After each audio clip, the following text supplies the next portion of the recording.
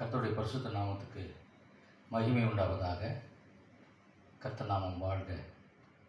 இந்த நாளிலே நாம் தியானிக்க எடுத்துக்கொண்ட வேத பகுதி 1 சாமுவேல் புஸ்தகம் 26வது அதிகாரம் 25வது வசனம்.